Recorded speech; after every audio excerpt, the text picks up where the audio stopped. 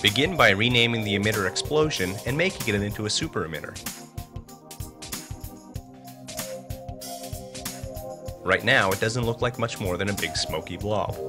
We only need the free emitters to fly up and to the sides, not downwards, so we can fix that by changing the emission angle and range.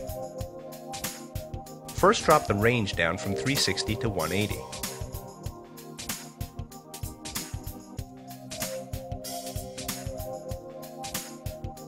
Rotate it around by changing the emission angle from 0 to 90.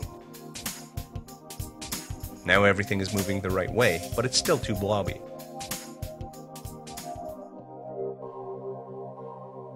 Let's rename the free emitter type to Explosion.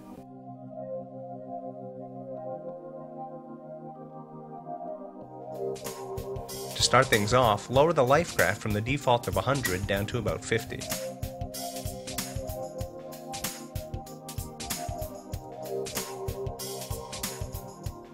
For the explosion to look dramatic, we need our fire and smoke to move off very fast.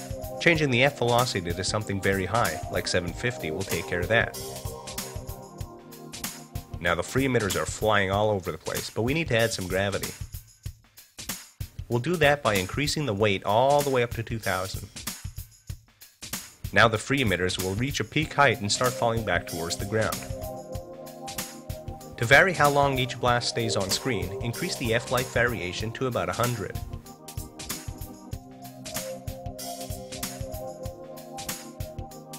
To vary how fast each blast flies off and falls down, move the F-velocity variation and F-weight variation to 10.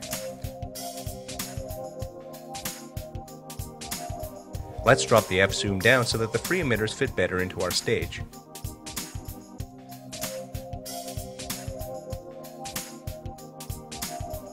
To make some of the blasts appear closer to the camera and others farther away, turn the F-zoom variation up to 50.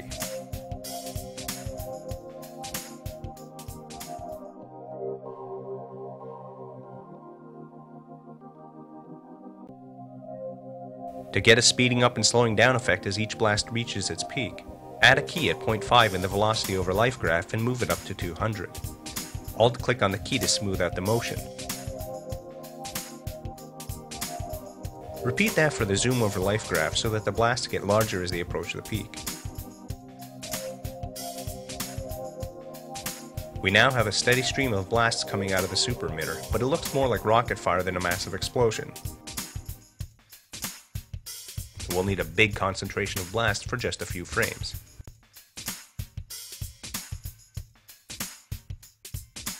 Increase the F number graph from 30 to 500. Now we have enough blasts, but new ones continue to be born.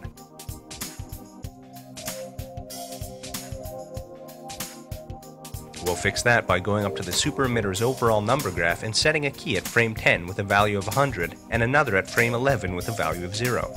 Now we have a huge initial blast and we can see the trails of smoke behind the flames. Let's add a camera shake by changing the layer offset for the first few frames of the scene.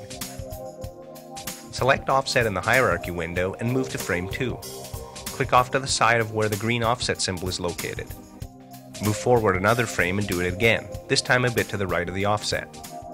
Continue the process for another 15 frames or so, at first moving further away from the center of the stage and then gradually moving back inwards.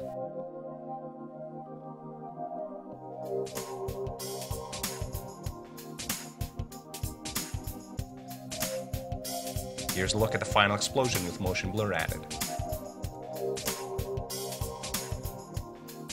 By changing the emission range and angle, you can control how widespread or narrow the blast radius is, and in which direction the debris flies.